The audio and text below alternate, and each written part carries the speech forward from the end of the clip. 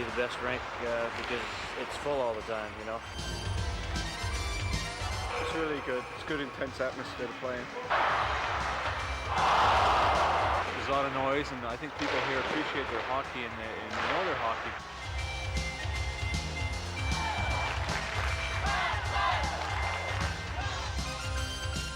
Come on now. Come on, guys. 1993-94, an important season for the Nottingham Panthers, and after a 13-8 win over Solihull, Mike Blaisdell's men were back in action against the Trafford Metros. Picked up by Waghorn, his shot, and it's loose in front of the net. It's Tate who turns, and the Panthers lead by a goal to nil. Ashley Tate turning in front of the net, and a sweeter finish you couldn't wish to see. Good start for the Panthers, they lead it by a goal to nil.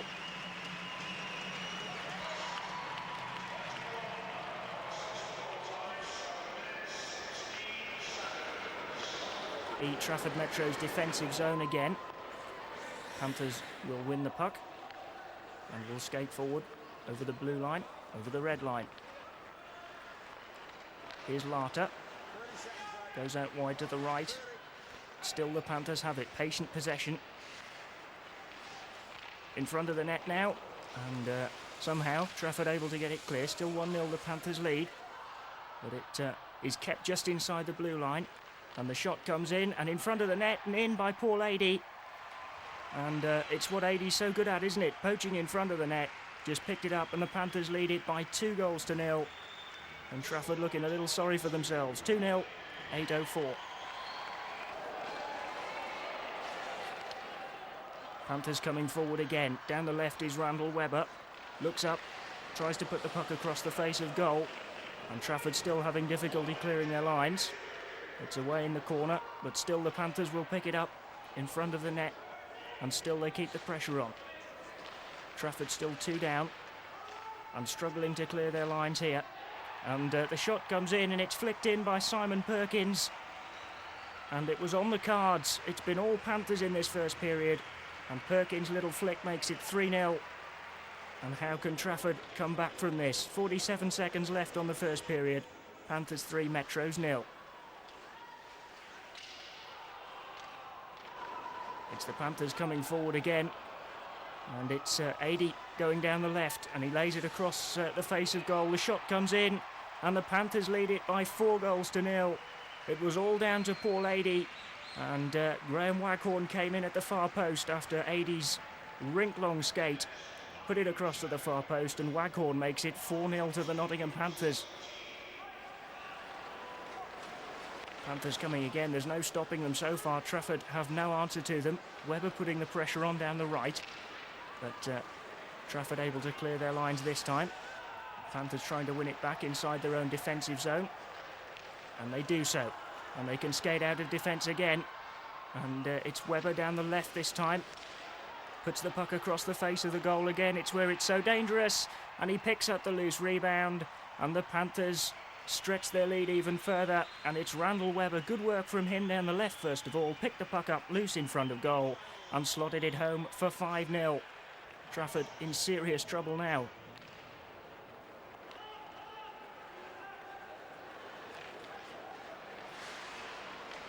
As Nottingham pick it up again behind their own net, and 2 Trafford players skating into each other all over the place, and the Panthers will pick up and they'll benefit from that.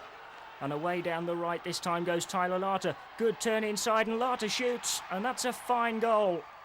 For Nottingham Panthers import, Tyler Larter makes his presence felt. And he makes it 6-0 with a fine solo effort. Good stuff from Larter. He's been quiet so far, but he gets his name on the score sheet. And the Panthers stretch their lead even further.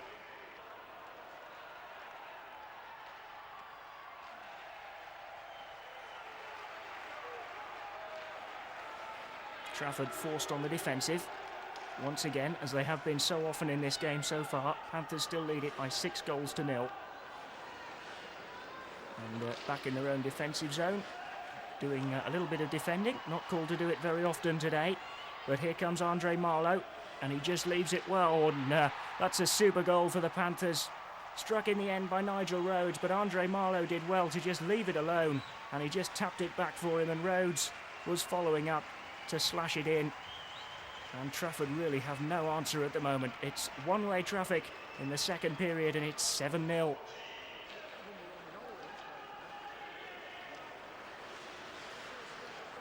Panthers behind their own net, now trying to build again, as they've done so often. This time it's Cord Cernic, and his pass down the left is picked up by Hunt, who's battling for it now behind the goal. Still, it's Panthers on the attack, just penning Trafford into their defensive zone. There's no answer from Trafford, and another shot goes in, and the Panthers have stretched their lead to 8. And is there no stopping Nottingham Panthers this evening? It's an exciting crowd, if not a full crowd, and the Panthers lead it by 8-0. And it's wonderful stuff for those that have turned out to see.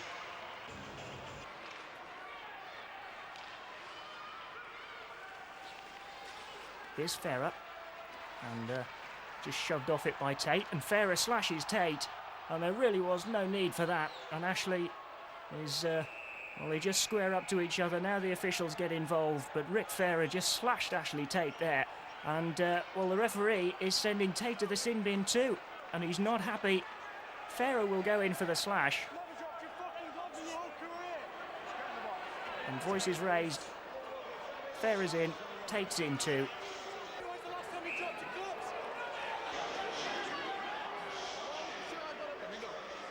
And threats issued too. Now here come Trafford. Down the left is Dorian. Dan Dorian, former Nottingham Panther. But he's lost it, and the Panthers have stolen it. But Graham Waghorn battling hard for the puck.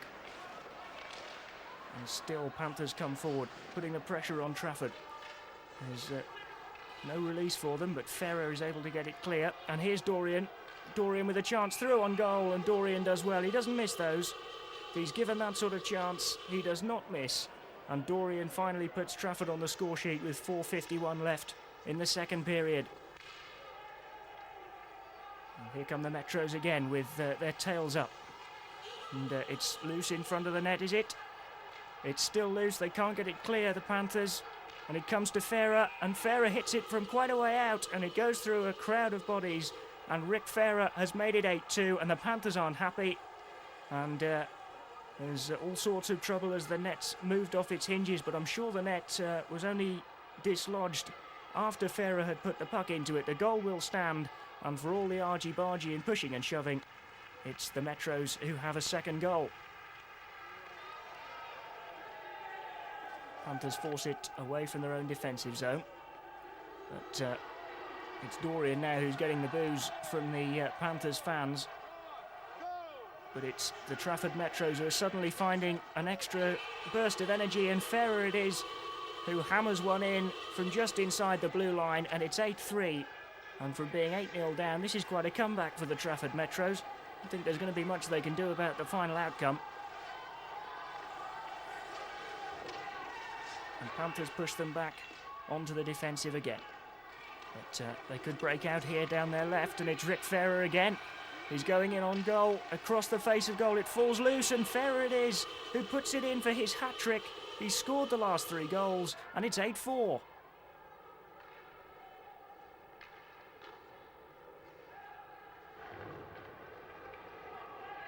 Panthers forced back on the defensive again. It's been quite a comeback from Trafford, from 8-0 to 8-4. But Panthers are able to break now, and they've broken all the way down the ice. And Paul Adey has put the puck across the line. And Panthers lead it by 9-4, and they needed that goal just to settle the fans' nerves down a little bit from 8-0 to 8-4. And now Paul Adey has put it in to increase the gap to 5. Here come Trafford again. And down the right is Dorian. Goes round behind the net. Putting an awful lot more pressure on now. It comes to Broadhurst, who hits it from way out, and that's gone through a crowd of bodies. And Broadhurst has scored, and it's 9-5. Greeted by that klaxon again. At 9-5 with still 17:30 left in the final period. There'll be plenty more scoring here yet. It could be the Panthers who score the next one. As forward they come again. And pushing and shoving behind the net again. And that was Randall Webber, I think, who went in strong. Something obviously went on there that Randall didn't agree with. And he came in, and Tate's in there, and Duncan King's in there too. And the referee will have to sort this one out. Certainly Randall Webber seemed to go in with his fists up. Didn't like something.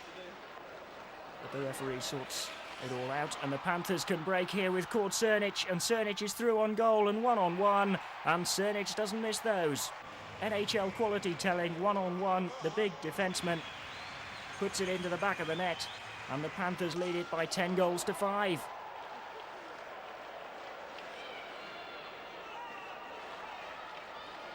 It's behind the Trafford net again, but they could break here. And Trafford crossing the halfway line. And that'll come to Rick Farah, and Farah gets his shot away and scores to make it 10-6 and reduce the arrears to 4. But surely it's too late for Trafford now.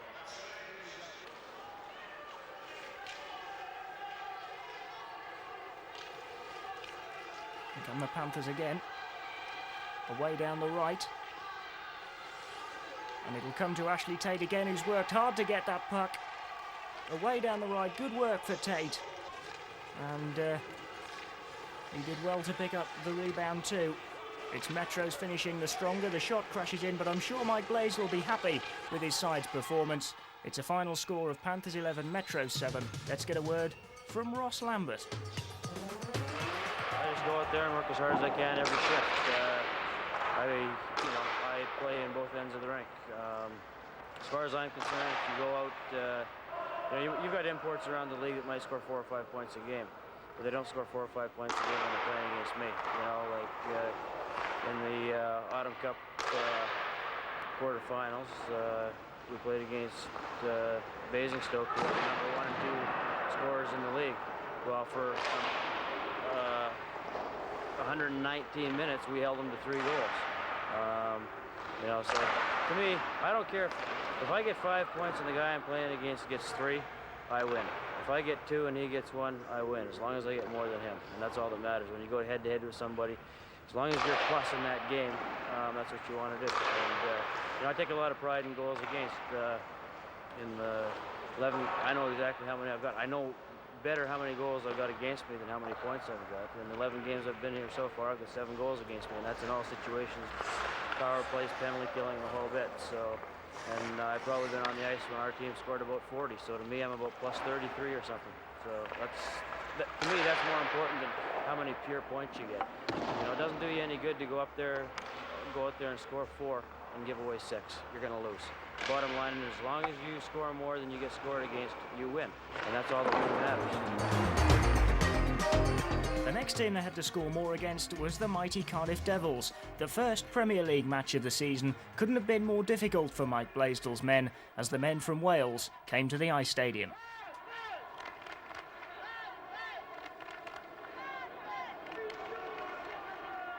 So the puck is dropped and the game gets underway. One of the premier fixtures of a Premier League season at the Ice Stadium. Always a packed house, and Cardiff come onto the attack straight away with Ruggles away down the left.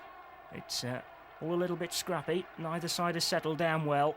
And again, it's held in the corner. 2 defenders, 2 attackers, but it comes to the front of the Panthers' net. Scrambled around at the back post, but Graham holds firm and the puck is cleared. Now the Panthers come forward, trying to work something. They can't, though. And it's with the Devils again. Pressure on the Panthers' goal with Hope. And again it'll come to Shannon Hope. He fires one in. It's loose in front of the net again, and eventually Graham manages to get hold of it. Well played, Dave Graham. Here come Cardiff again with Hilton Ruggles, a big number 34. But he's forced a long way back. And still in trouble. Eventually the Panthers nick it off him. And it's in front of the net, and Ross Lambert was close. He just couldn't connect. Now Ady with a chance to break for the Panthers. Finds Rhodes, but Rhodes just lost control of it. skating straight through the middle. Good pass from Adey. Did well to latch onto it. Danger at the other end now though as Cardiff around the back of the net, putting the pressure on again. Still no goals, still looking for the opener. Maybe Cardiff can work something here. It's in at the far post. It's scrambled around in front of goal again. Comes to Chin, and Chin puts it in upstairs. And boos around the ice stadium greet the Devils going 1-0 ahead. Nicky Chin is the man who scores, and it's the only goal of the first period.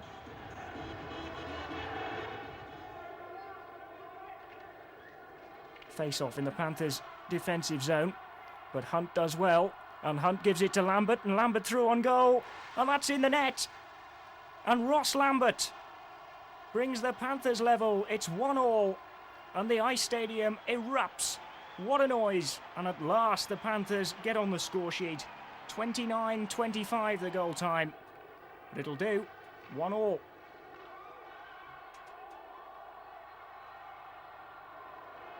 Cardiff bring it out of their defensive zone again. And Waghorn will be in trouble here, I think. The fans won't like it, and Waghorn doesn't like it either.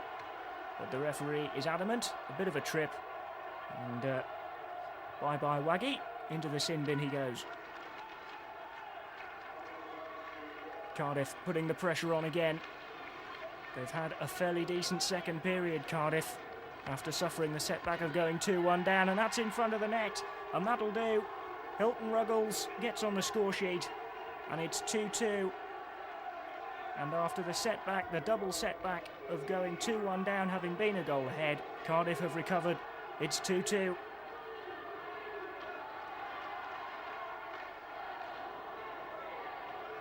And here come the men in red and green again, bearing down on the Panthers' goal, and in trouble again. And this time it's John Lawless, the player coach, who's at the far post to just tuck it in, and it'll do. It's 3-2.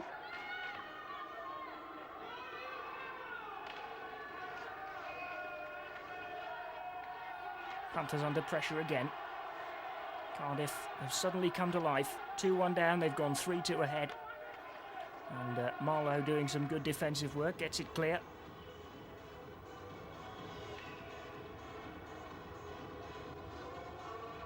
So the third period then, the Panthers 3-2 down. What have they got left? They're under pressure again early on as Cardiff bear down on the shot comes in. And it's a good shot. It's loose in front of the net. A good save from Graham, but Ruggles it was again who was there to just pick up the rebound. His second of the game, and the Devils lead it by 4-2. Something for Mike Blaisdell and his coaching team to think about. And it's Cardiff who come forward again.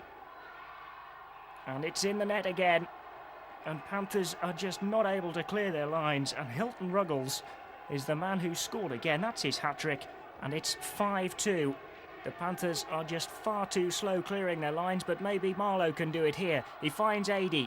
Adey bearing down on the Devils' goal. It's a good piece of defence from Carson. And the puck goes loose. Lambert will battle for it. A couple of players involved. Lambert does well. Skips round the back of the net. Tries the wraparound. On the floor, he done well. Oh, that's superb play from Lambert. And the rebound is picked up by Paul Adey, who immediately goes across to his colleague, as well he might. Lambert was on the floor when he fired that shot in. The rebound was picked up from Adey. Look at Lambert here, around the back of the net, going for the wraparound, loses his balance. He's on the floor when he fires it in. Keeper can't hold it. Adey picks up the rebound, and the Panthers have yet another goal on the score sheet, but they still trail by 5-3. They're coming forward again, though, trying to reduce the arrears further, the Panthers. But, well, Cernich seemed to take a whack there from Shannon Hope. He was going straight through on goal with Cernich. And look at that from Shannon Hope. And it goes unpenalised by the referee. Dangerous play, I would have thought, from Hope. And certainly a slash, nowhere near the player's stick, right down on his arm. And Cernich went straight off. Panthers trying to work away again. It's Ashley Tate who's battling hard. Crunching check from Tate. But the Devils are able to clear their lines. Still the Devils lead it. And The fans getting restless, and the final hooter blows. And it's the Cardiff Devils who record a victory here at the Ice Stadium by 6 goals to 3. It's really good the crowd get behind us, and they've been a bit quiet last few weeks, but hopefully they're going to get back to what they have been like, and it's really good. It's good, intense atmosphere to play in. And guess partly that because it's always full here as well, isn't it? That adds a bit. Yeah, it's always packed here, and sometimes you get the extra seats in, and it's really, really cool. It's hot, and it's really gets your blood pumping. How special is that atmosphere compared to what you've been used to? Oh, it's important for us. If the crowd's really behind us, it adds another guy to the ice. It gets the other team put off their game, and it really helps us get this round up. What about the way you play? I mean, do you enjoy playing that way? Oh, I love it. It gets me into the game. I got to get a hit in the first shift, and if I get that, I'm into the game, and it's really good. Everyone gets together, and we work as a team. What about the standard of refereeing? You've had a word about that. The refereeing, can't really say anything against them, but there's been a few funny calls against us this year, but that's the way it goes. We just got to keep working at it and play against the referees. How good can that side be in the overall standard of it? This team, from my point of view, can be the top team in the league this year. We've got the potential, we've got the players, and we've got a really good coach, so I think we can be in the top two, definitely. And will you? I think we will, yeah. Not a problem. Time the Panthers started proving it then in the Premier League, but first it was the Benson and Hedges Cup and the game against the Peterborough Pirates. Pirates had come here having been rescued from possible extinction, but they didn't know what was in store for them. Marlowe for the Panthers just shoots it round the boards. As the game gets underway, Benson and Hedges Cup. It's the round-robin stage, of course, that always starts the B&H Cup, with the Pirates the visitors. Panthers try and get it clear with Tate. And it's Cernic who's away. Loose in front of the net. But Peterborough able to get it clear eventually, but they couldn't clear their lines completely. And it was Ross Lambert who was on hand to just snap up the loose puck. Looked as if Peterborough were going to clear it at first, but Lambert was on hand when it went loose in front of the net, and the Panthers lead it.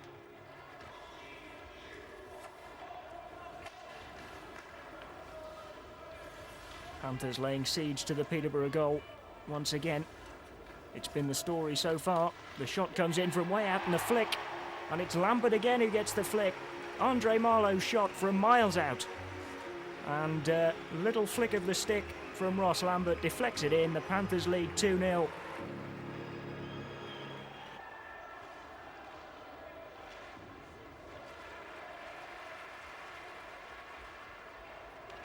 come the Panthers again, looking to extend their lead, and they might do here. It's Randall Webber who gets it across the face of goal, and I think it came off Cam Plant, the Peterborough defence man. Webber did well down the right and put it across the face of the goal, and off the Peterborough man, off the post and into the net for 3-0. Panthers swarming forward again. The shot comes in. It's a little bit too high. And Panthers, for once, are under pressure. And it's Dale Jago who finally gets the Pirates on the score sheet. It's been a long time coming. Good check from Waghorn, and it's released 80. And the Panthers can go for goal again here. And, well, the crowd thought that was in, but it wasn't. It falls again to 80, and this time it is in. He hit it from one side of the net, and one side of the arena thought it had gone in, but 80 didn't. He skated round and got it from the other side of the net to put it in for 4-1. Panthers coming forward again. It's a good flick from Lambert, and it's all one-way traffic. Here's Lambert. He hits that one too high. Good effort from Lambert, but the Panthers will keep it in, and it's with 80. Tate, 80. Oh, wonderful. Lovely stuff. A 1-2. 80 and Tate. And Tate's pass laid it on a plate for Paul 80 to just put it in, and that's 5-1.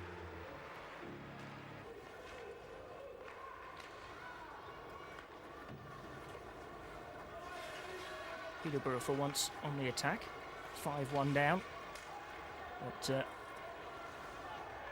Panthers clear their lines again and come forward, and the shot comes in, and I think it was a shot from Mark Twait. It was indeed Twait who thumped it home for 6-1, and what a shot from the youngster. That'll give him some confidence.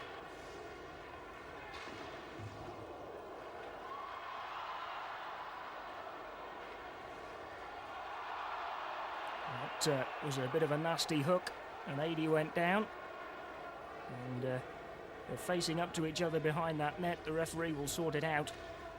Certainly a bit of a dangerous one.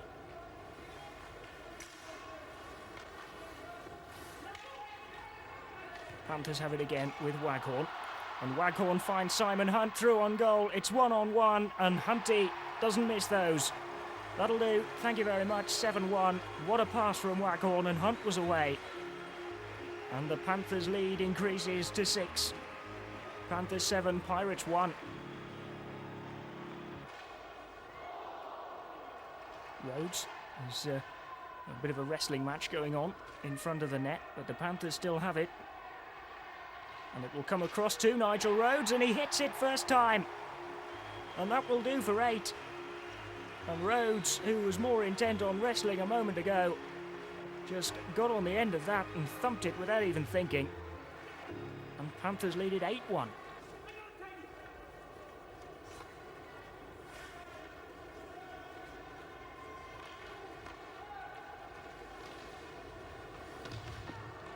Pirates have it again, but Hunt comes and looks down the lens as he checks. Oh, that's wonderful stuff from Ross Lambert.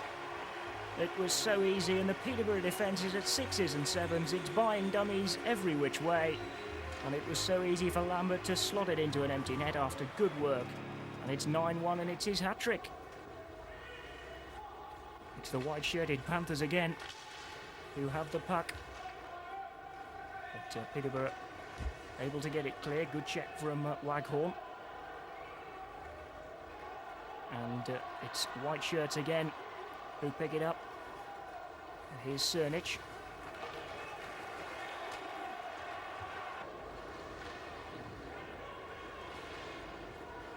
Now, can the Panthers break from here? They can. And still going, and Paul Ady is through on goal. And that will do. 10-1 the Panthers lead. Paul Ady puts it into the back of the net. And one moment they're defending, the next moment they break up the ice, and Peterborough have no answer. Panthers 10, Pirates 1.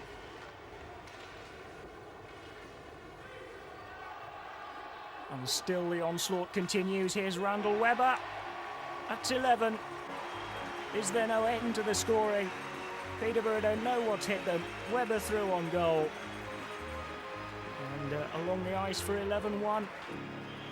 And for Peterborough, that time can't run out quickly enough.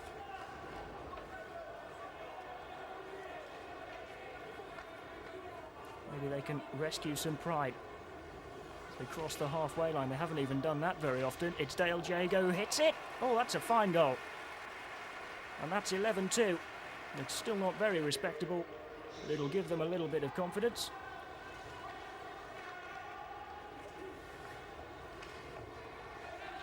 Maybe getting involved.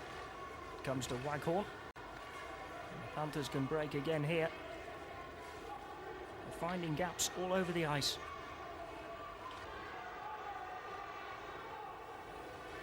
Here's Ashley Tate. And there is Ross Lambert. And he gets his 4th goal. Tate across the face of the goal. Diagonal pass across the ice. And in at the far post comes Ross Lambert to make it 12-2 in favour of Nottingham. And Peterborough surely couldn't have expected this as they travelled up BA1 this evening. Here's Jago. And at last, Penner, Jamie Penner, gets Peterborough's 3rd goal. Jago down the right, across the face of goal. And well finished from Jamie Penner. It better not affect the outcome. If it does, the Panthers want shooting. Here's Andre Marlowe.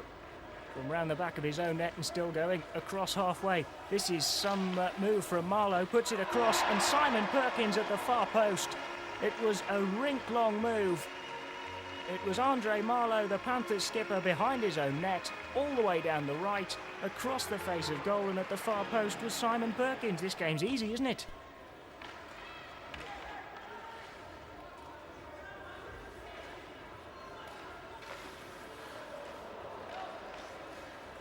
Panthers laying siege to the Peterborough goal again. It's loose, and Randall Webber reacted first, put it into the net. 14 goals to 3, the Panthers lead. Webber scores again, Panthers score again, and Peterborough just want to go home.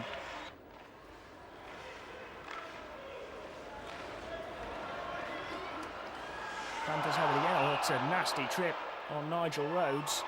And Trickett's getting involved too, and so too is Mike Andrews. And they're having a bit of an argy-bargy. Bit of tit for tat. Now here we go. Here's Trickett with Andrews. Andrews goes down on his knees. And Trickett, now the referee will stop it as soon as they go onto the ice. And Matt Trickett is the man who's on top of Mike Andrews. It could be the end of their ice hockey for the evening. And it all got rather ugly. But the fans think Matt Trickett is quite a hero now. No real need for it. They lead 14-3. But Trickett certainly let Andrews know that he was around. A little wave at the crowd, an ironic wave at the crowd. His side is 14-3 down, and he's in the sin bin. Great stuff. Panthers coming forward again. They've reacted better. And here's Cernich. Oh, that's a fine goal. And that will do for 15-3. Cord Cernich hits it.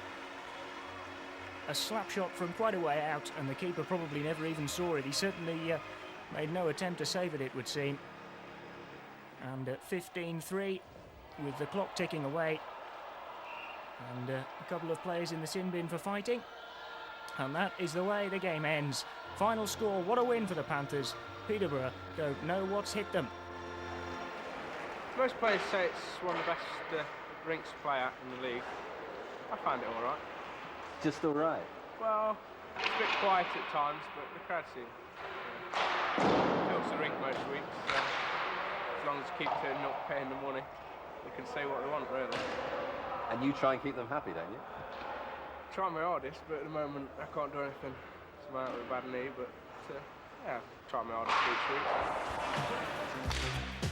Next up at the Ice Stadium in the Benson and Hedges Cup were the Slough Jets, the First Division opponents for the Nottingham Panthers.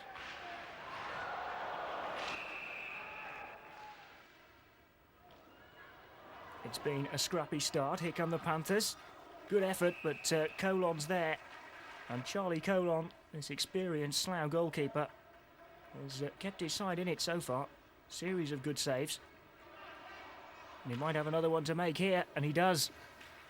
It's a good effort from Ashley Tate, but beaten clear again by the keeper. All sorts of problems in front of the net again, but Adey seemed to be hit a little bit late, and that's what's led to this scuffle. He turned it back across the face of goal, or tried to, and it's Warren Rust, the big number 4, who's getting involved. He really is a big lad, this Slough defence man. And Adey was in there too. Almost in the Slough bench, I think. Now here come the Jets. What have they got? What can they offer here? Forced wide. Comes back to Stefan, and he hits it, and that's 1-0. And the First Division Slough Jets lead Premier League Nottingham Panthers by a 0-0 in this Benson and Hedges Cup first round tie. Let's hope for better things in this second period. Just the 1 goal in the first. That coming for Gary Stefan of the Slough Jets, who lead by a 0-0. But, Panthers looking to change that straight away in this second period. They're in possession down their left. Marlowe's looking for it, but he's not found. Just being forced to pass it around without being incisive. It's what Slough had Panthers doing for the whole of the first period. And nothing's changed so far in this one. Now here's Tate. What can he work here? He tries the shot, but again Colon's in the way. Wonderful game Charlie Colon's having. But Tate is the man who has finally broken the deadlock as far as Charlie Colon is concerned. He couldn't do anything about that one. And at last in the second period, Ashley Tate brings the Panthers to life. It's 1-1.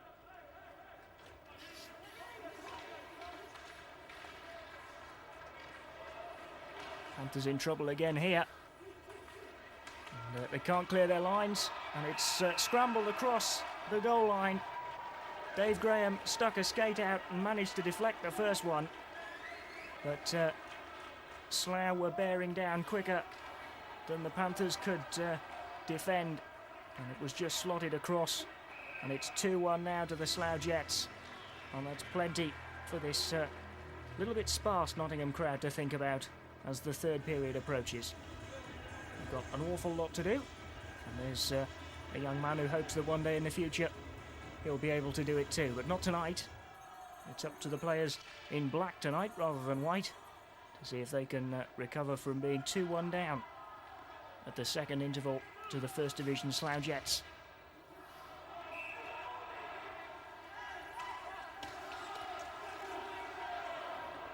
Panthers coming forward, still trying to reduce the arrears, to nullify the arrears, looking for an equaliser. But chances are few and far between. Slough defending resolutely. Here's Tate. And the Panthers come forward, and Ross Lambert this time through on goal. And for once a gap opened up in front of him, and Lambert tucked it high into the net, and the Panthers are level. It's 2-2. And at last the iStadium crowd comes to life as the Panthers attack again, attacking this end nearest to us.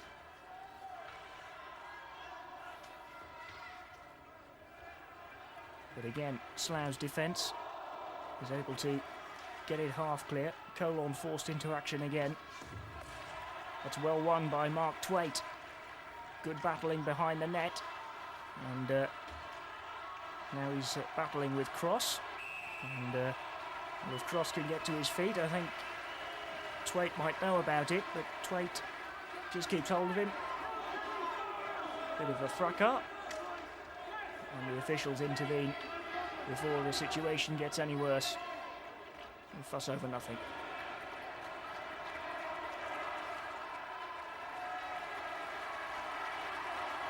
Here come the Panthers with Waghorn out of defence. Gets a bit of speed up, gets a shot away. Good save.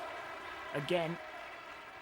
Panthers having real difficulty in beating the keeper. They come forward again. It's still 2-2. Panthers striving for this home victory. They can't get it. That one's gone just wide. Still the Panthers keep it in there. And it comes to Hunt. Simon Hunt puts it in, and it's gone in. And after all the saves Colon's made, he can't stop that one from wide. Simon Hunt it was who hit it, and at last the Panthers are in front. They lead the Jets 3-2. It's the first time they've been in front all night. Can they hold on to it?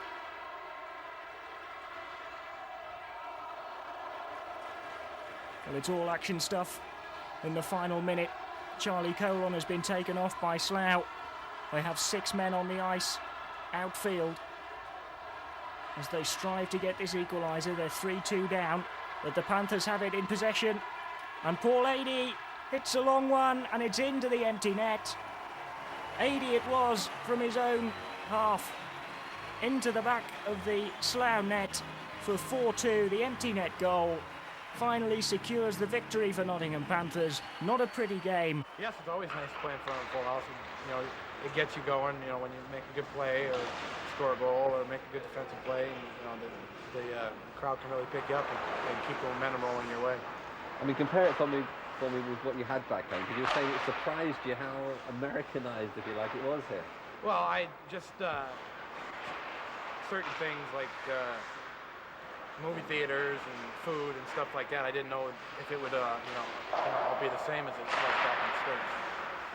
I think it was like a third world country almost. Well, no, I just didn't. I just didn't really know what to expect, and I was because I've had friends that have played over in Europe and over in other parts, and they're always telling me that it's hard to get.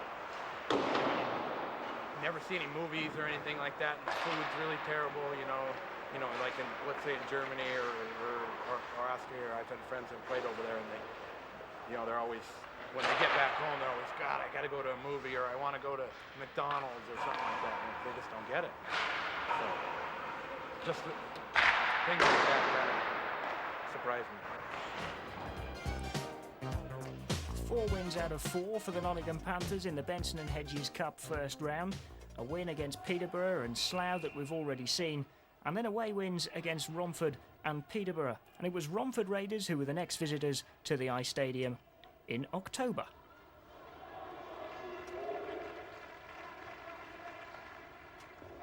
Panthers in possession. That's quite a trip, but the referee lets it go without penalising the Romford players. And a shot comes in from the First Division outfit, led of course by Terry Kurtenbach, a former favourite here at the Ice Stadium, servant of the Panthers for 7 years. But here come the Panthers out of defence with Adey, leaves it for Tate, and Tate shoots and Tate scores, and the Panthers lead by a 1-0 against the First Division outfit, Romford Raiders. Good work out of defence from Paul Adey, and he just left it for Tate, who followed up and slapped it home for 1-0. Have Romford got an immediate answer? Well, I don't think they have, because Panthers have the puck back. And it's Panthers coming forward again, this time with Paul Adey. And this time Adey goes himself. Doesn't need to leave it for Tate this time. He just fires it home himself. And it's 2-0, 2 in the space of a minute. The Panthers lead. And Romford, well, a minute ago they were still in the game. Now they're struggling. 2-0.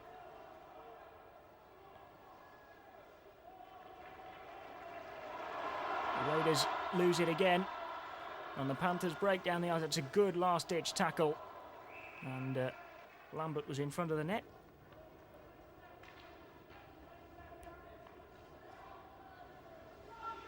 Here come the Raiders. See if they can get back into the game. They trail by 2-0. Panthers defending desperately, but it's still they can't get it clear, and it's across and at the far post. The Raiders get their names on the score sheet. They've pulled the goal back. 2-1, the Panthers lead it, but the warning signs are there.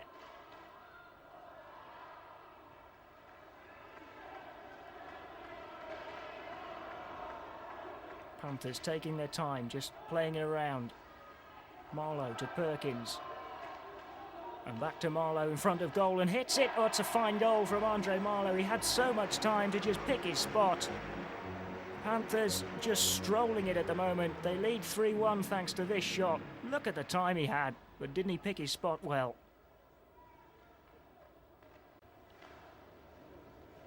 The white shirts of the Panthers come forward again. Hunt's in front of the net, causing problems for the keeper. And Nottingham still have possession. Shot comes in, and there is Hunt in front of the net. And that's why he stood there. Just picked it up and slotted it home for 4-1. The Panthers have some breathing space, and that's why you stand in front of the keeper. Still Nottingham have possession. Romford finding it very difficult to keep hold of the puck when they've won it. And it comes to Waghorn on the blue line, and he can line one up, and he does, and Hunt picks it up off the rebound. And a second goal for Simon Hunt. Waghorn shot from the blue line. A fine effort it was. Keeper couldn't hold it, and Hunt picks it up for 5-1. and the Panthers beginning to stretch away. And here they go again. To Romford this time. Able to win it back. And can they clear their lines? Good pressure again from the Panthers. And the Panthers it is who keep it in, and Paul Adey shoots. And you don't let the Panthers keep it in your defensive zone, and you certainly don't give Paul Adey a clear shot at goal, because he doesn't miss. 6-1 the Panthers lead. And it's getting to be a desperate situation. Another big win is looming for the Panthers after a 15-3 demolition job on the Pirates here earlier in the season. It's looking good for them again against Romford. It's played across the face, and it's in the net from Brad Scott, but I'm sure he threw that one in. Ian Young just holds his hands apart. Let's see it again. Yes, in at the near post, picked it up out of the air with his glove and threw it into the back of the net, and that one won't count. Here's Tate. Panthers still lead it by 6-1. And they're laying siege again. Marlowe hits one. Somehow it's kept out. Just a mass of bodies in front of that Romford net, just trying to keep the score down now. And Panthers win it again. Romford just unable to keep possession of the puck when they do get it. And here's Paul Adey. He's done well. Round the back of the net, still has it. Now he finds Marlowe. Marlowe gives it back to him, and he shoots. And he's done it again from almost the same position as he scored the last one. He makes it 7-1, and well, there's no stopping Paul Adey when he's in this sort of form. 7-1, the Panthers lead it, and oh, here's a scuffle. It's Tomalin. And Hunt's getting involved there as well. Richard Tomalin from the Raiders, Simon Hunt of the Panthers.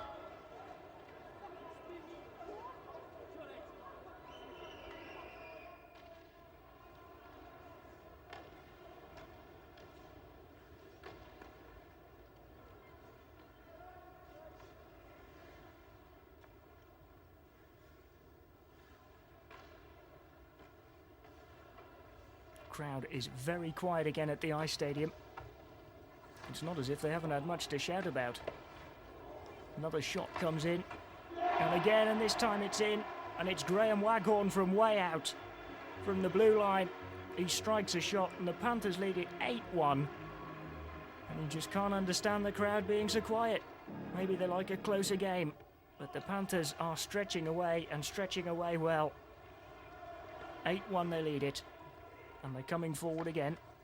And the shot comes in. Good save this time. And Romford are able to break. Straight at the other end. And they're looking dangerous. And the puck has crossed the line. And it's gone in from Brad Scott, the man who thought he'd scored their second, now has scored their second. And it's 8-2. They're coming forward again, Romford. And it's very, very quiet in the Ice Stadium. You wouldn't believe there's a game of ice hockey going on. But here come the Panthers again. Maybe this will increase the noise. It's called Cernic. And he makes it 9. It's 9-2. Cernic is the man who puts Panthers a step closer to double figures. Another effort, and good goalkeeping this time from Paul Cast, who's gone in goal in place of Jim Graves. He's been replaced. And Romford are able to take it out of defence. A little bit of time for them. And it's across the face of goal, and Brad Scott is the man who puts it in the net again. And it's 9-3. We're just playing out time at the Ice Stadium, expecting the hooter any second. The Panthers are going to win it by 9-3. There's the final hooter. Another super victory for the Nottingham Panthers. It's an enjoyable rink. What makes it even more enjoyable is that you know, there's a good bunch of people around here and a good bunch of set of guys. And I think if anything I enjoy the most is my teammates, and that's probably why I've been here as long as I have been. What difference has the new coach made? What has he added to the side? I think Mike brings experience, a lot of playing experience to his side. I mean, he's played back home in Canada in the top league there for about 500 games or something like that, and you just automatically respect a guy like that because of his experience. And I think he brings a determination to win every night, and he wants his players to play well every night. And if you don't, he's not too happy with you. But that's that's his job, and you respect that. But he's brought a lot to the team, and the guys seem a lot happier this year than they were last year. What about the physical side of it? I mean, how important is that? Well, I mean, as far as keeping your conditioning, I mean, you got to work at it all the time. I mean, I think a lot of people think that as imports we just play a couple of games and have the week off and play golf all week. But that's not the case. I mean, we go to the gym 3-4 times a week during the week. I mean, some guys do some extra running, and we're on the ice 4 days out of the 5 during the week. So I mean, we never really stop when it comes to conditioning, and it's the only way really to be successful as an import, because there's a lot demanded upon you from the fans and your teammates. And next up for the imports and for the Brits, Nottingham Panthers had to face the Fife Flyers. The men from Scotland came to the Ice Stadium, and the Panthers had a problem. Early shot is well saved by John McCrone.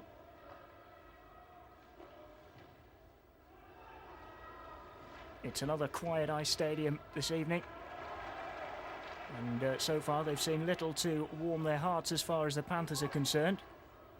And it's Fife who were in possession. Now another shot, and again McCrone does well to save it, and Ryan Kumu brought the Panther down there. Couldn't quite see who it is because he's in the middle of that lot somewhere, but it was certainly the big number 24, Kumu, for Fife.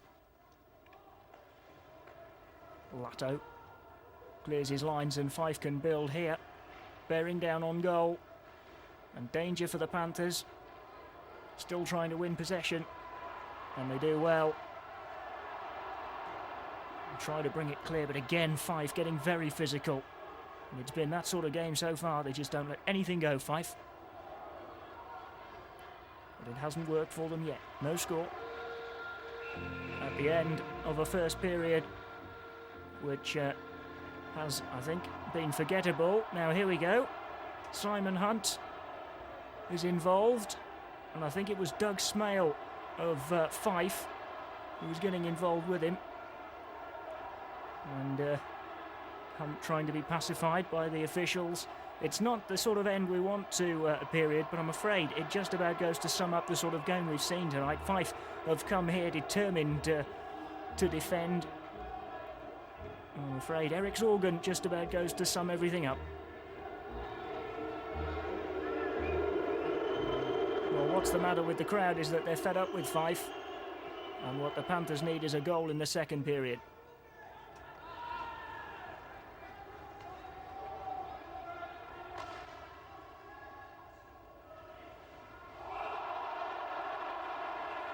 Here we go again. It's picked up in the second period where it left off in the first, and Fife intent on niggling at every given opportunity.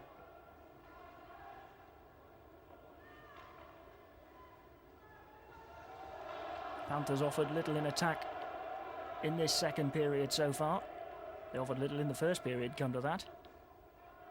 Fife not letting them off the hook at all.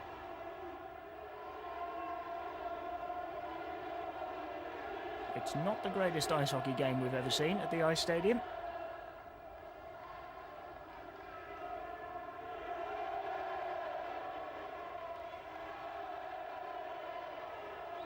But here come the blue and yellows, and there's a chance for Morrison. Kumu led him through, and Morrison finishes with some aplomb, puts it into the roof of the net. And Kumu it was, the big defence man, the number 24. He's been the scourge of Nottingham so far. And here come the Flyers again.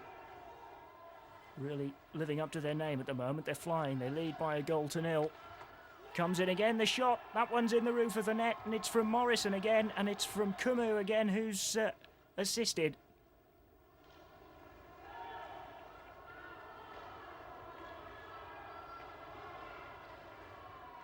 Panthers trying to get something going. haven't succeeded so far. They still trail by 2-0. Hunt spreads it wide. Marlowe. 80's looking for it too. It will come to 80. Now back to Marlowe. Hunt. Yes! The Panthers have scored. And Ashley Tate is not happy. Neither is Hunt now. The referee is going to disallow it, I think. Was it player in the crease? Hunt thought he'd brought the Panthers back into it and finally got the scoreboard ticking over. But the referee is going to say no. Let's see it again. Hunt played it wide. And then there was some neat build-up down the left from the Panthers to try and fashion a shooting opportunity. When it eventually came, the opportunity came to Hunt, and he made no mistake putting it into the net. Marlowe lays it across. Hunt hits it, but there is a player stood in the crease. And I think I have to agree with the referee on that one, but there's not many people in this stadium who would. And Andre Marlowe doesn't either. Look, he's still arguing, but it's still 2-0.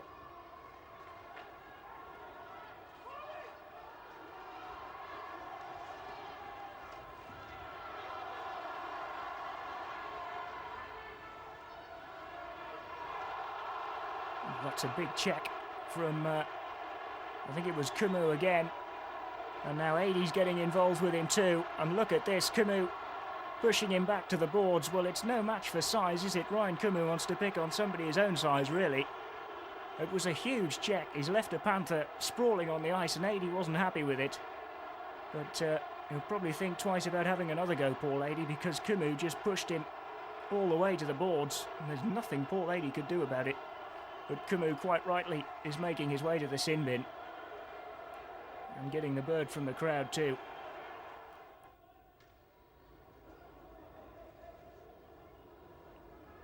Marlowe.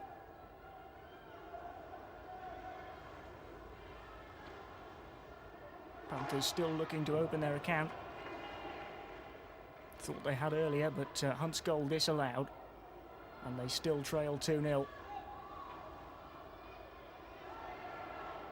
Playing it around nicely, just looking for an opening, but it's an opening that isn't coming, and Kumu again hits 80 very late. And 80 puts his arms up to try and stop the big man.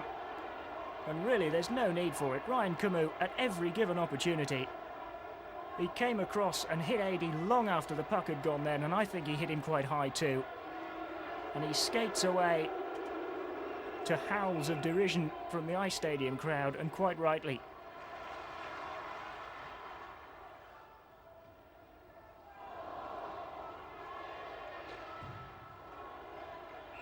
Another shot comes in, and again Kumu is involved.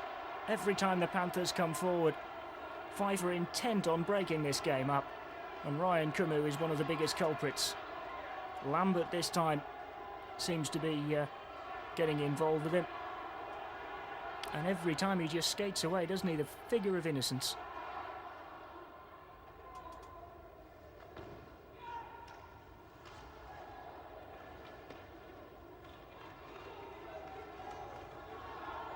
Cernic for Nottingham.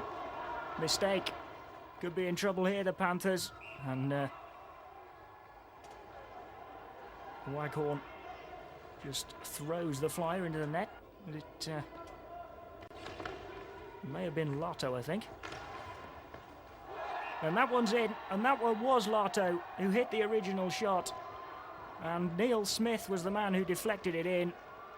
And the game is rapidly getting beyond the reach of the Panthers. 20 minutes left. The Panthers trail by 3-0. Mark Morrison got the first two, Smith got the third. And it hasn't been a very good game of ice hockey, to say the least. Looks like more of the same in the third period. Simon Hunt is getting involved just in front of the Flyers bench.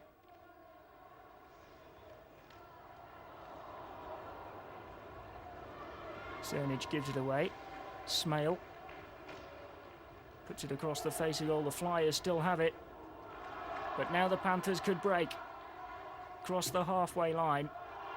And, not really any options. Again, good defence from Fife. They're able to clear their lines. And still they lead by 3-0. Here's Smale again. The Panthers, to be honest, haven't looked an awful lot of times like they're going to score, but here's trouble again. And it's Stephen King this time who's on the receiving end of quite a big check.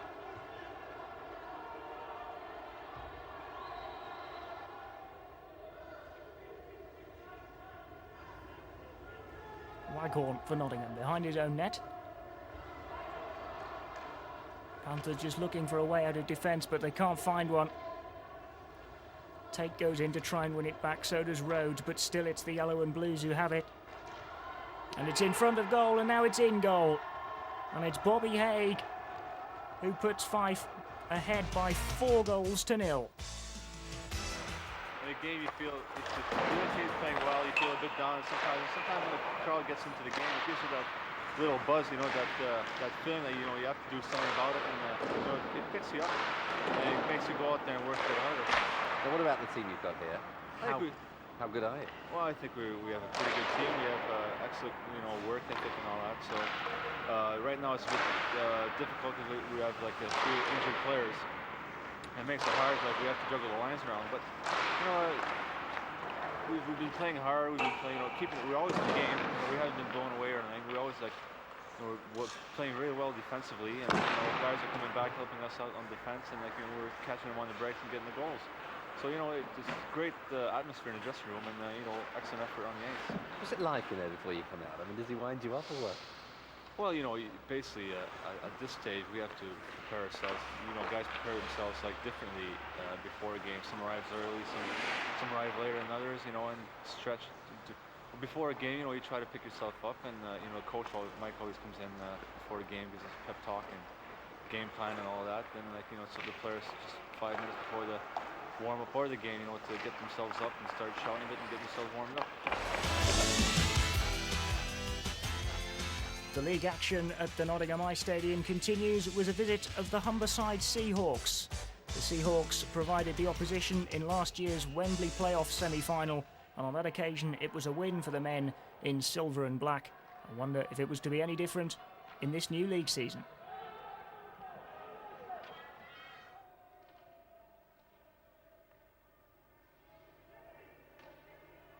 It's a quiet start at the Ice Stadium. Once again, the fans not in good voice yet, but I wonder if we're going to see some fireworks tonight from the Nottingham Panthers.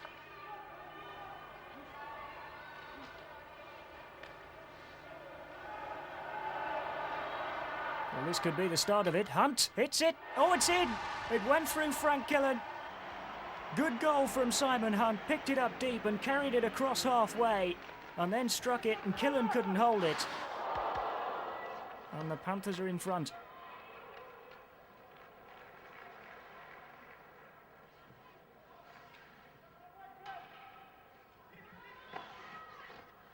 Still the Panthers put on the pressure. Here's Adey. That's out in front to Marlowe. Oh yes, that'll do. Thank you very much.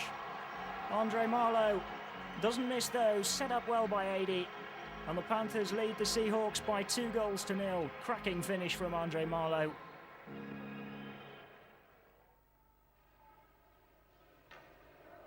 Panthers forced back on the defensive as Seahawks try to create something, get themselves on the scoreboard and start to make a game of it. The shot comes in from O'Connor. Oh, it's gone in. It was quite a way out, and there was a few bodies in front of the net, but Mike O'Connor brings the Seahawks back into it in the first period. Panthers 2, Seahawks 1. Again, the Panthers come forward. Shot comes in. But it's the white shirts who keep possession. And a bit of a fracas in front of goal. Referee calls a halt.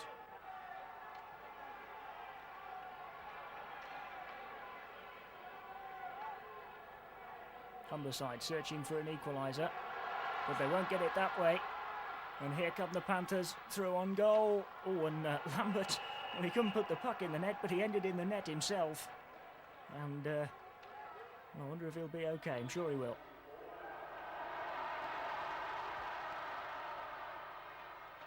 Panthers through again, and this time it's Rhodes who forces the save from Frank Killen. And still Humberside can't clear their lines. And it'll come again to Rhodes, and again it's a good save from Killen to deny him, though Rhodes may feel he should have done better.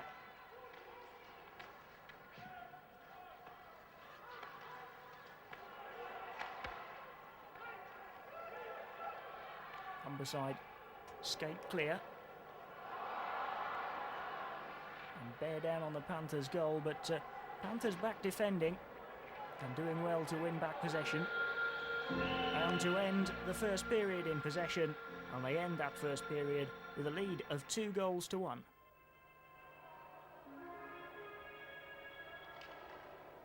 So the second 20-minute segment of this Premier League game is underway, and it's the Panthers who launch themselves onto the offensive straight away, leading 2-1.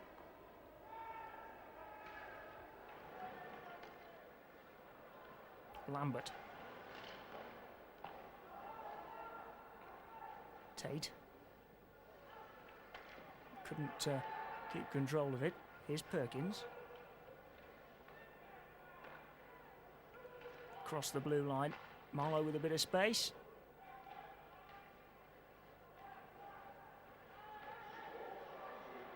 Adey, it comes to Tate.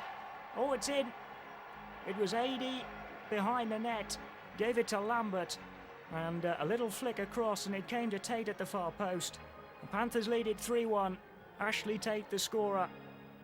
And Humberside need a goal back quickly if they're to get into this one. Waghorn for Nottingham. Tries to clear his lines.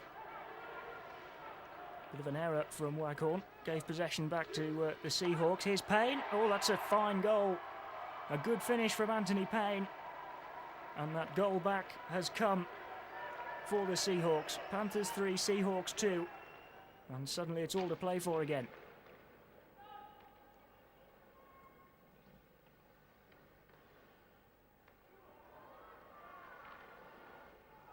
Panthers coming forward. Adey brings the Ice Stadium to life. Just about to say that it had gone quiet again, but Paul Adey strikes one. He does like them from there. And the roars go up and the Panthers lead it 4-2.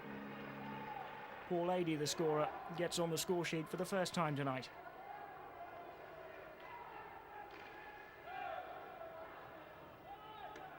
Plenty of time for Dave Graham. He has Waghorn in support. Just takes his time. Oh, he's been robbed. That's a mistake from Waghorn, and Payne was in front of the net again. And he's the man who gets his second of the night. And the Seahawks are back in it again at 4-3.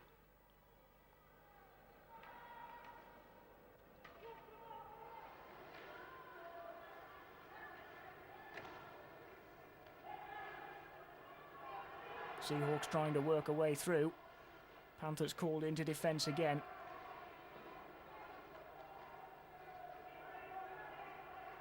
And defend is what they're trying to do desperately. Can't clear their lines at the moment. And still in Seahawks possession. 4-3 the score. But now a chance for Perkins. Just come off the bench and Perkins fires in. Straight off the bench, given a chance. And skated down on goal. And didn't mess it up. Panthers have a 2-goal cushion again. They lead it 5-3.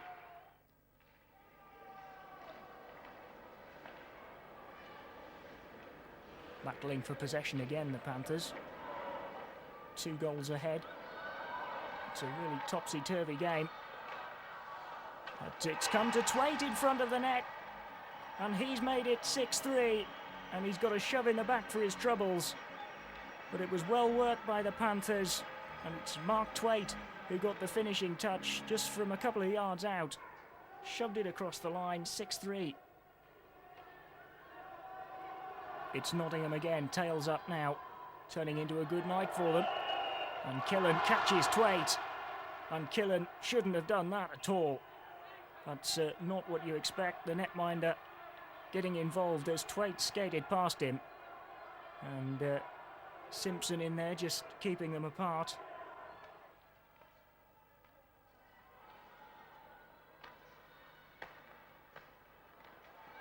Still Panthers forward.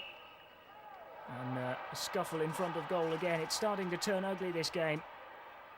And it's all started with Frankie Killen taking out Mark Twait as he skated past him. Twait had just scored, and that led to the ill feeling, and now I'm afraid it's turning into one of those matches.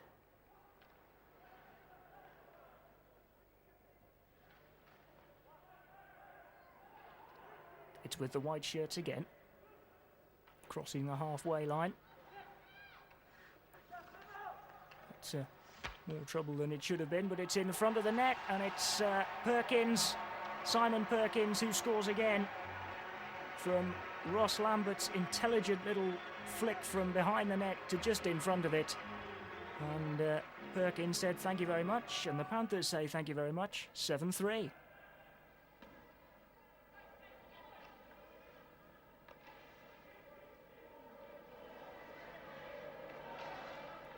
Humberside attacking with Payne. Oh, a wraparound straight round the back of the goal. And Graham was unsighted. He came from behind him. And that's a good way to complete your hat-trick. Anthony Payne makes it 7-4. Oh, that's Twait again getting involved. That's a heavy check from behind. And here we go. I think it's Johnson. It's one of the Johnsons. Anthony, I think, who's taking his own sort of reprimand against Mark Twait. That was certainly quite some check from behind from Twait. And the officials having quite a job to keep those two separated. It's Twait and it's Anthony Johnson, the two that are involved. The rest of the team intent on keeping each other apart, I think. But Twait is going to be sent off, I think. Yes, it's a 5+ game for his cross-check from behind. Humberside bring it out of their own defensive zone. 7-3 they trail. And time is ticking away. And time has ticked away. Final score, Panthers 7, Seahawks 4. I think the fans here appreciate hard work, and they're honest and they're knowledgeable. That's for sure. They know if we're not playing up to par, they let us know quickly, and which is good because it puts pressure on us to perform the way I know we can. How have you changed things generally since you played there? What's the different style that you play? Well, I don't think I try to change any style. What we've done is we've tried to win games the best way that we know how, and that is through being tight defensively. And I don't think we haven't consciously tried to slow down our offense. It's just we've concentrated on defense, and the offense just hasn't quite been there at times. But it's early in the year yet, and we've got a good record as we speak now. We've won 7 of our last 9 games, even though we haven't filled the net every game. It's hockey's a simple thing. You outscore the other team and you win the game, and so that's what we're trying to do. I don't care if we score 10 goals in a night as long as we win the game. We're going to have to play tight. We don't have the type of team to score 1 million goals, and we're getting good goaltending, and we got good strong defensemen, and we got hard-working forwards who are sometimes, I think, unlucky at times. They don't score as much as we'd all hope them to, but they're entertaining. We've got a fun team to watch, and we got a great bunch of guys. And next, the guys were back in Benson & Hedges Cup action after a first leg victory by 4-3 for the Panthers in the quarter-final at Basingstoke. The Beavers came back to Parliament Street.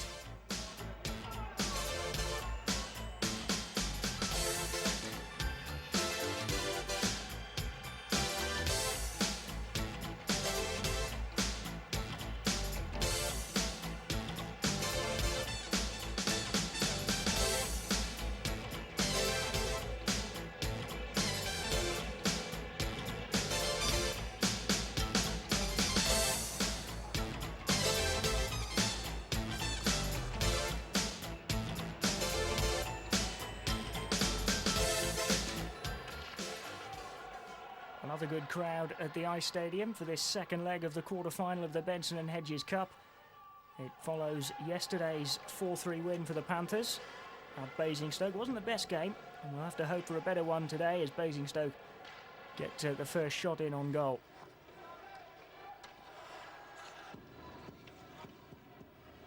it's all a little bit scrappy. Neither Beavers nor Panthers able to stamp their authority on this one yet. It was the same yesterday. 80 fires in a shot, good save from Jeff Smith in the Basingstoke goal. It was the same yesterday. It was very close down in Basingstoke. It's a hard battle, and it's another hard battle tonight. It won't come much harder than that.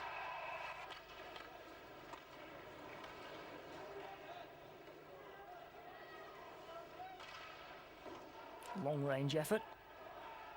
Doesn't concern Graham. And it's all a little bit frenetic. There's no pattern at all yet.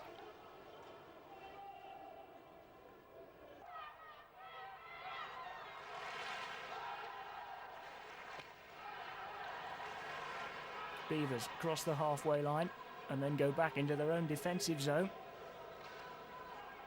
Just searching for a way through. That's something that neither side's been able to find as yet. And, the goalkeeper getting involved.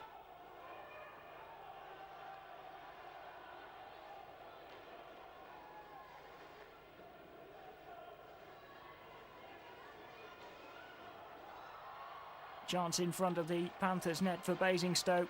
Good save from Dave Graham, and it's still loose in front of the net, and eventually the referee blows his whistle to bring that particular period of play to an end, and the Panthers, I think, will be quite relieved.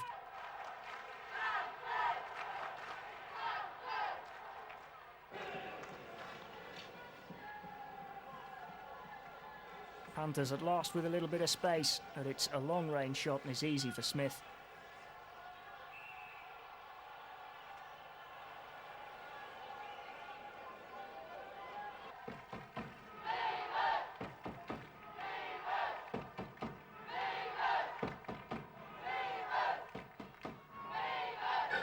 Enthusiastic support from down south following Basingstoke, just as there was from Nottingham yesterday in the return fixture.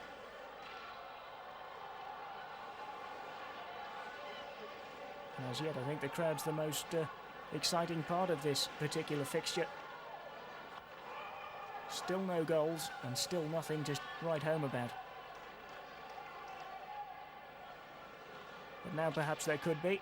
Another chance on goal, and Cernic did well to just get his stick in the way at the right moment.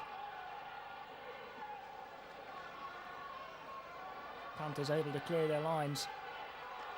But it's Basingstoke who put it back in again. Most of the action has been at the far end. That's the end. Basingstoke are attacking in what hasn't been the best of periods. It's Basingstoke attacking again. And 80 is interfered with.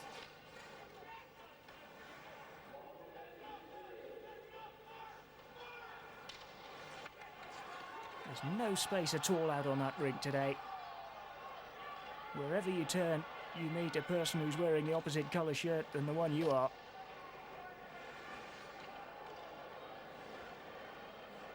Basingstoke have had the greater of the territorial advantage, but let's see if the Panthers can work something here.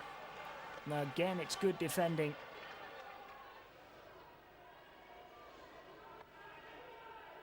Marlowe. Now that's the sort of thing you're used to.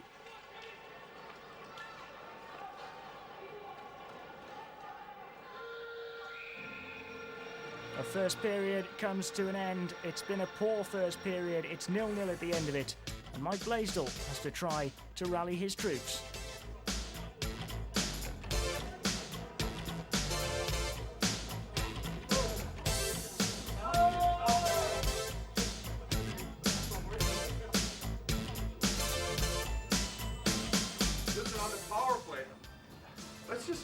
Let's get back to what we've been doing. We're not moving the puck tonight for some reason. The guys wanting to clear the lane for something nice. Let's just move it quick. Let's come back. Let's have 4 coming up and just 1 high. We're getting lured in again with 3 forwards down low. Good job, though. We're working hard. Good job. All right, boys. We know what to do tonight.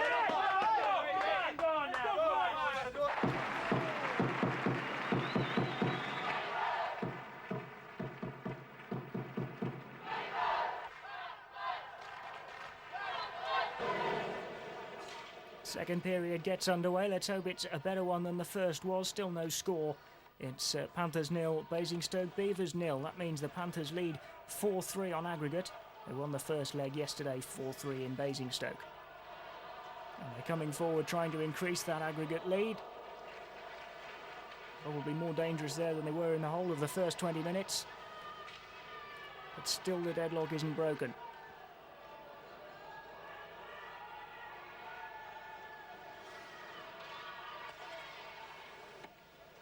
Takes a deflection over the top of Graham's net.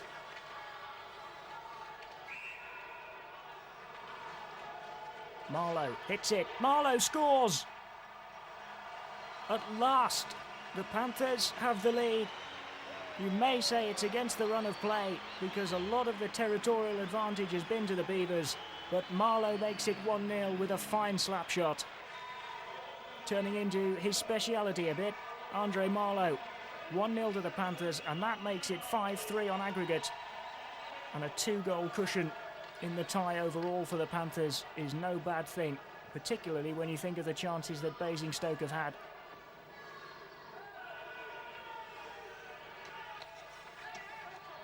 Panthers behind their own net. And almost in trouble, but it just wouldn't fall for the Basingstoke Beavers, and Graham falls on it. Another shot.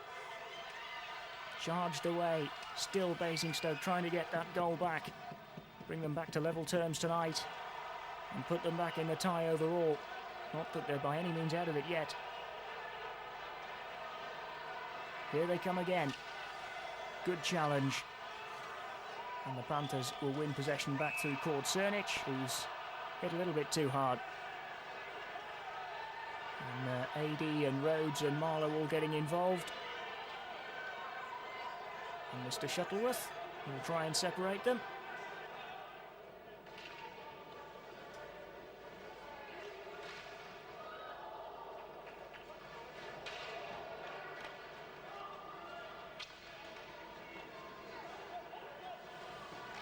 Waghorn for Nottingham. Finds it back into the danger zone, but there's no white shirts there. Been that sort of game, really. Orange finds white, white finds orange. Now here come orange again. And again, no clear-cut opportunity presents itself. Both sides defending well. Shot comes in from a long way out. Graham had it covered. And Panthers can get it clear. And they can get it clear to Ashley Tate. And Tate's got a chance here. And good goalkeeping from Jeff Smith.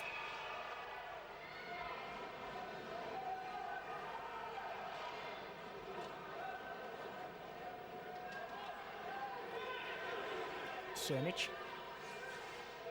Plenty of time to try and find the right pass. He's found AD. And that's the last action of the second period. We've had a goal. Panthers lead it by 1-0. And that means that Troy Walkington's men from Basingstoke are now 2 goals down on aggregate. We've got to outnumber quicker in the corners on the power play. When we're in the offensive zone, outnumber quickly. If someone's in trouble, outlet them down low against the board. When in doubt, reverse flow. Plus, when they move it, to come back and place the point on our own end. You cannot expect them to do that. Wingers have to pressure. Good period here, fellas. We didn't give up very many chances that period at all. All right? Keep playing tough defensively. Keep going to the net. Keep putting the puck to the net. All right? 0 for some goals in the third period. And 0 for them to be Panthers goals.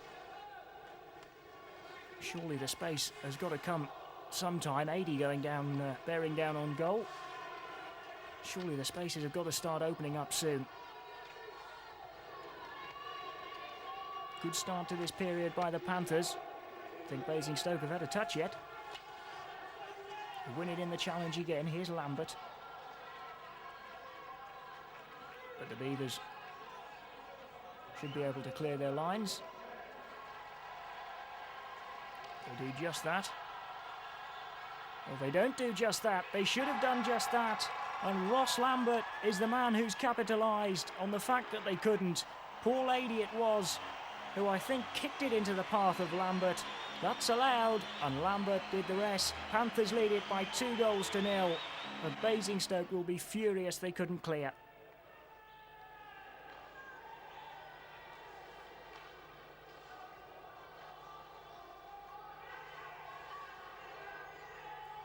It just won't fall for Basingstoke.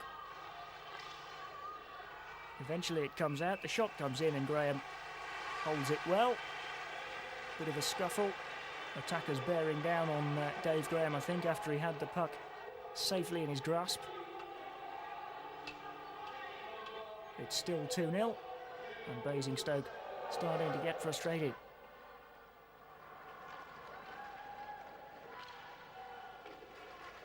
Shot is well wide. The Beavers will try and pick up the loose puck. They do. Russ Parent hits it in. Russ Parent scores, greeted by almost total silence, and the Beavers are back in it 2-1, and that means it's 6-4 on aggregate, but time is rapidly running out. Last couple of minutes on the clock. Shot comes in again, and it's saved this time by Graham. Now here's a chance, and that's in as well. Dave Whistle has brought a super end as far as the Beavers are concerned. They're back to 2-2, but they still trail on aggregate 6-5. Tense last seconds for the Panthers, 6-5 up on aggregate. It's 2-2 on the night. Until a minute ago they were 2-0 up, but that's it. They've done it. The final hooter goes, and the Panthers are through. 2 goals in the final couple of minutes can't save the Beavers. The Panthers are through to the Benson and Hedges Cup semi-final.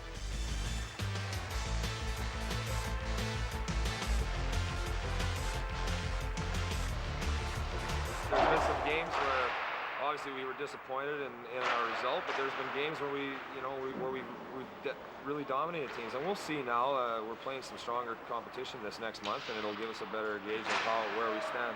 But I fully expect us to give these teams a lot of trouble. We do have a lot of injuries at the moment, and you can't just cut two of the best, if not the best, British players out of your lineup and not feel it. It's a game. Britain's a game where there's not a lot. You don't have a lot of players on your roster, and if you lose 2 key players, it's impossible to find anyone to replace them. It's we're doing very well right now for the squad we have, and I'm proud of all the guys.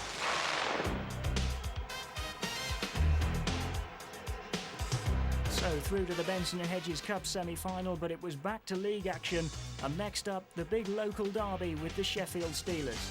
Passions were high in the crowd and on the ice, all to play for. Local pride was at stake.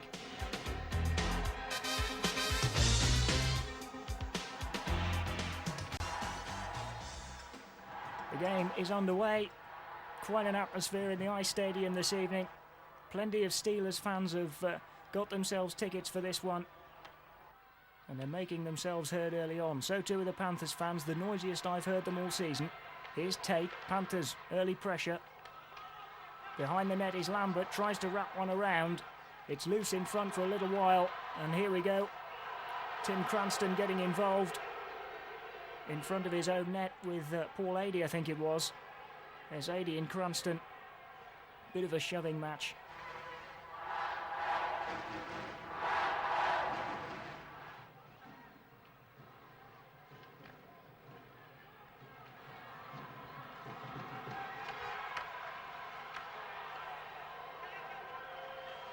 Problems there for Mackay. The GB international goalkeeper, Martin Mackay, now in goal for Sheffield. Well, there's a problem there, though.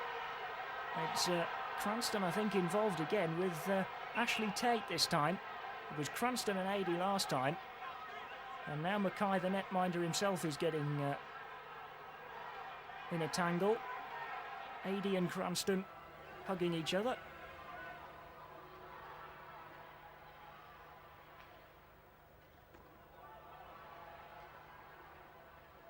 Panthers come forward again, looking for a way through. Still no score, first period. But Sheffield break up the play and go straight to the other end where there's a chance. It's a crunching check, and I'm sure there's going to be retribution here. Yes, it's Ivan Matulik who starts to go in on Ross Lambert, and Lambert just spins away. All sorts of trouble early on in this game. Passions really inflamed, and Ivan Matulik didn't help them at all there. And still it hasn't finished, and still the sticks will fly, and Matulik's on the edge of it this time. It's Neil Abel who's the man getting really involved on this occasion. And I think it's Dave Graham that he's trying to get through to, but he's not being able to. Now he goes through to him and just talks, and Graham nods, having a conversation, aren't they?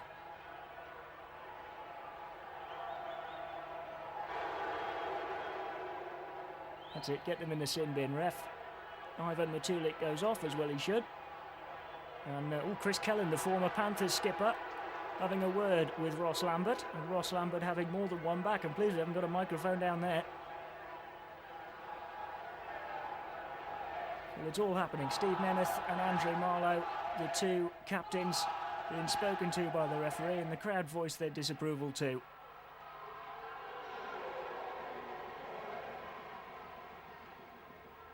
Panthers' long-range effort forces Mackay into the save, but it also gives Sheffield possession. And they come out of their own defensive zone, and the shot comes in. It's charged away.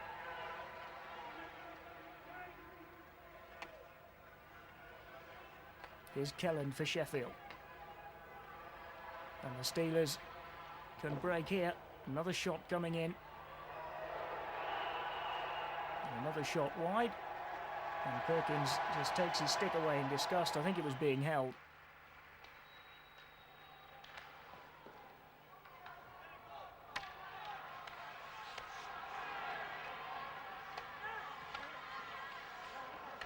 Tate tries to flick it in front of the net. For a moment, Panthers had some space in front, but now that's closed down, and the Steelers can break away here.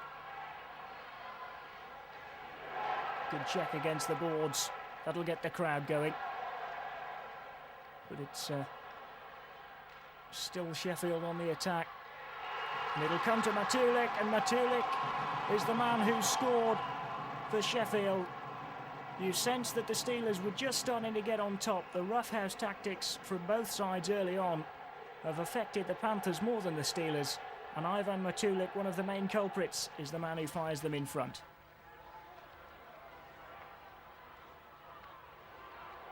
Panthers need to get back on level terms quickly. Here's Rhodes. Just playing it around nicely. Shot comes in, forces Mackay into the save. Almost fell for Rhodes, just behind the post. And they're forced to go all the way back and round.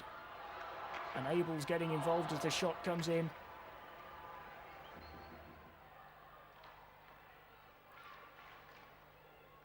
It's a good effort, and well saved too, from Nemeth. But now the Steelers are beginning to look more and more dangerous. And it's come across to the far post. Tim Cranston, 2-0. Cranston scores for the Steelers. Adds to Matulik's opener. And the lead is doubled. It's Panthers 0, Steelers 2. And Tim Cranston is the man who scored it.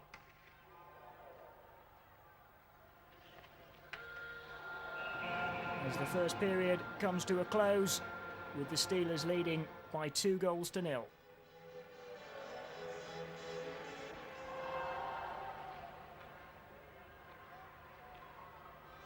Crowd hoping for a goal. They hope it's going to come for Nottingham. Their side trails 2-0. Here's Andre Marlowe, who brings it across the red line for the first time. Alex Dampier, former Nottingham coach, now with the Steelers. Plenty to think about, but his side leading 2-0.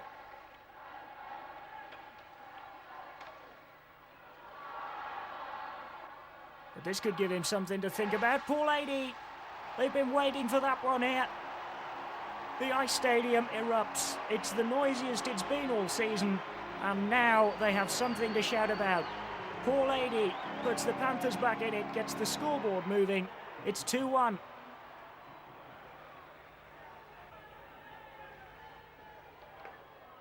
Panthers have possession again.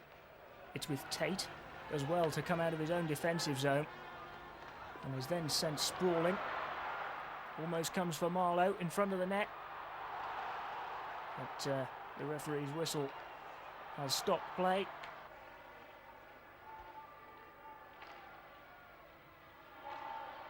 Adey battling for it again, and Lambert goes in on the keeper. A little bit too strong. And Kelland is getting involved with Ashley Tate. Amazing how these things boil over, isn't it? It was Lambert who went through on the goalkeeper, and yet it's Kelland and Tate who were hugging each other, almost.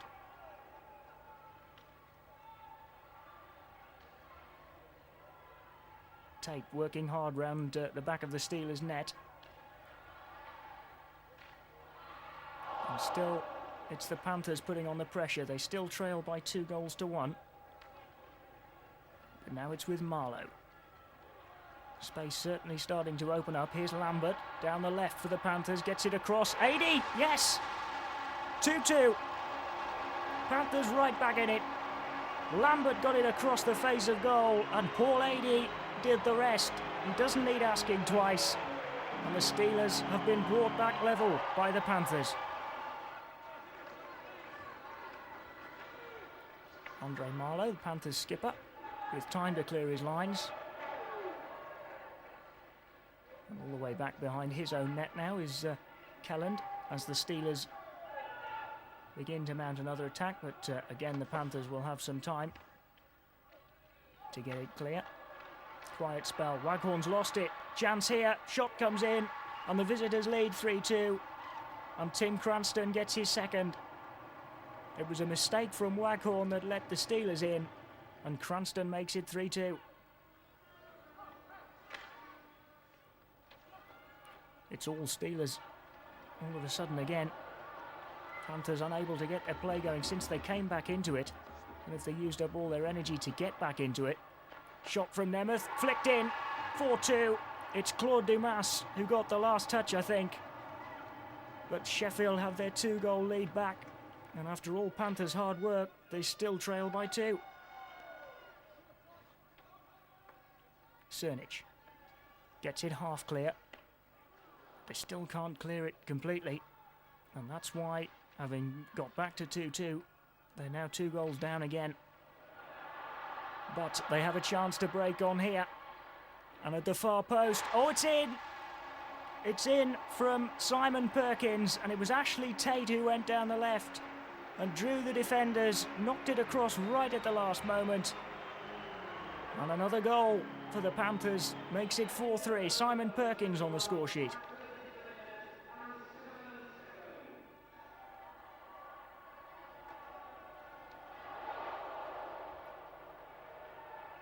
Now, what have we got here? Adey and Matulik having a bit of a hug.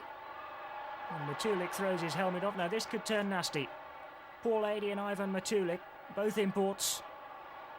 And it is going to turn nasty. Here we go. Look at this for ice hockey.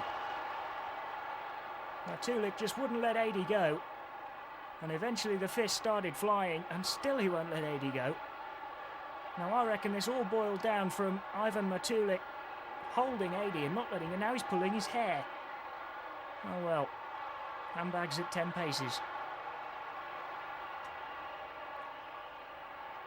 Down onto the ice they go. Now they'll be lucky to avoid being sent off here. But no, off they go into the sin bin. Adey and Matulik both off to the sin bin. They'll receive 4 minutes for this. A double minor penalty.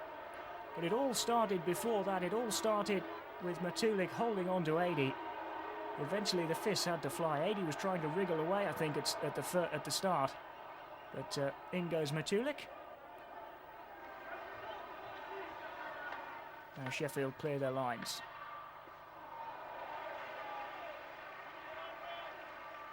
Marlowe thumps it clear. They're off the bench and they're fighting again. 4-minute penalties are up. They must have decided to come straight back out and fight. And there is no excuse for that as far as ice hockey is concerned.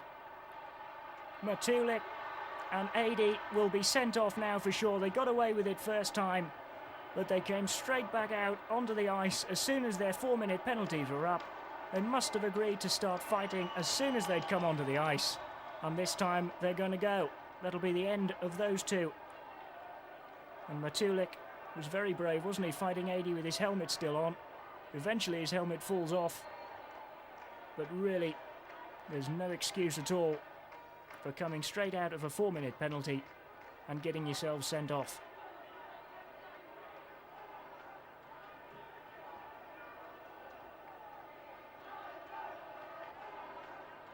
A passive Alex Dampier. He's seen it all before. And Adi goes back to his bench. And, well, he takes the applause, but I think his coach will probably be wondering why on earth he had to do it.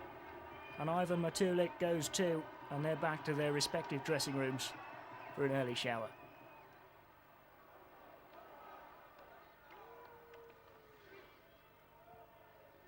Sheffield on the attack. No move from Panthers. Comes out to the front of the goal, but charged down well.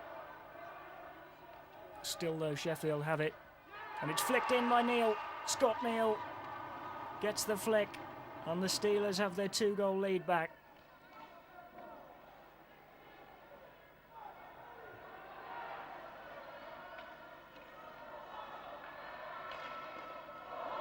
Shot comes in, excitement in the crowd, but Mackay did well to save it. And the Steelers come forward. That's good defending by Andre Marlowe. He did so well there. He was all on his own. And that's the last action of the second period, which ends with the Steelers leading 5-3. Sheffield in possession, the start of the third, but Lambert was almost in. He has it again now, and the shot will come in, and Sheffield, who haven't got hold of it at all. The shot was from Ashley Tate. Sheffield trying to clear their lines. They never got hold of the puck, and Ashley Tate fired one in. It may have taken a deflection. Either way, whether it went straight in or not, it's 5-4, and Tate does get the goal.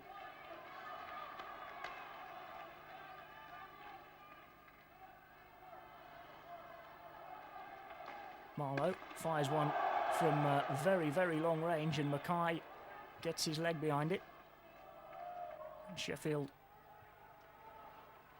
on the defensive again. Here's Kelland, former Panthers captain, now plying his trade at the Sheffield Arena.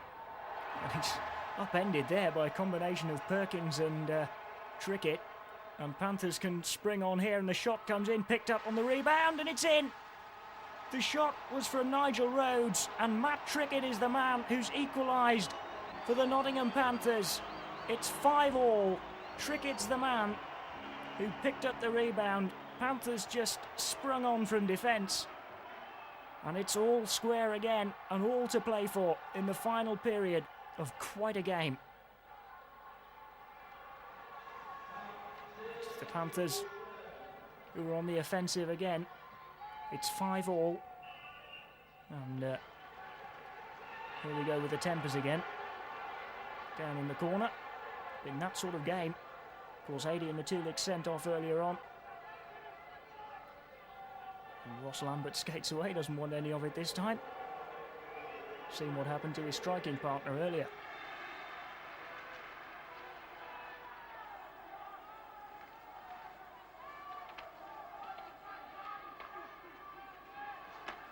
Steelers couldn't get it clear. The shot came in, it rattled the post, I think. And still the Panthers striving to get a goal which would put them in front for the first time in this one. It's still 5-all. It's still all to play for. And Kelland in trouble behind his own net under pressure from Tate. Panthers almost winning it back again. It's going to be held in the boards. Oh, here's trouble. And that's Matt Trickett. And Trickett with Les Milley. Another fight. It was held against the board, and this time it's Trickett who's got his helmet on. And Milley, well, the officials go in as soon as they go down onto the ice. all action stuff, but the question has to be, do you want to see it in ice hockey? Tempers have been frayed since the puck was dropped for the first time in this game. And now Millie and Trickett are going to be sent off too. The referee not taking any chances with giving them just 4 minutes this time. They go off, the second pair to be sent off, along with Matulik and Ady. Panthers coming forward. Still loose. Here's Waghorn. Long way forward, and the Steelers could break here with Cranston. Crosses the halfway line. Going well. Tries the shot. It's in! Oh, that's a fine goal from Tim Cranston. And it's the winning goal too. Panthers 5, Steelers 6. It could be the goal that gives Steelers victory. Panthers will have to pick themselves up from that, but I'm sure that will be a final nail in the coffin. 6-5, Tim Cranston. And it's Sheffield on the attack again. Shot comes in. Oh, that's in. And maybe that one's the final nail in the coffin. It's Tommy Plummer who hit it from a way out. And that's 7-5. And Panthers find themselves 2 goals down again. Still trying to claw their way back into the game though, the Panthers. 7-5 down. They've been 2 goals down before. Twice before, and they've come back, but surely it's too late now. Each time Sheffield just seem to have too much for them. And that's Steve Nemeth down. He was caught with quite a hefty crunch. And we'll have a break in the play.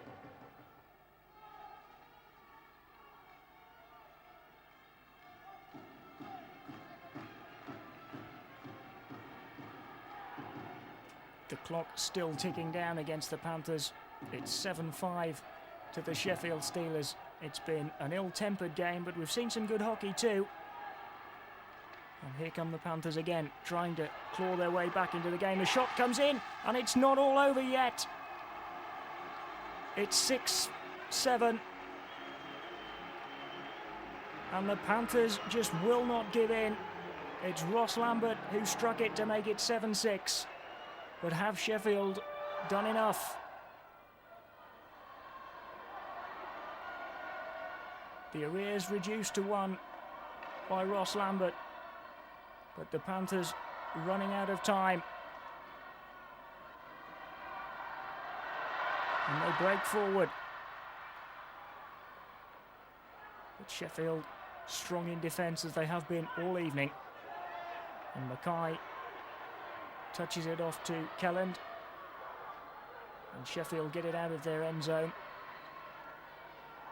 But the Panthers have possession again. That'll go through to Mackay. 7-6 to Sheffield, remember. And time is rapidly running out for the Nottingham Panthers. It's all over. Sheffield Steelers have won this bad-tempered local derby. 4 men sent off. But the final score from the Ice Stadium, Nottingham Panthers 6, Sheffield Steelers 7.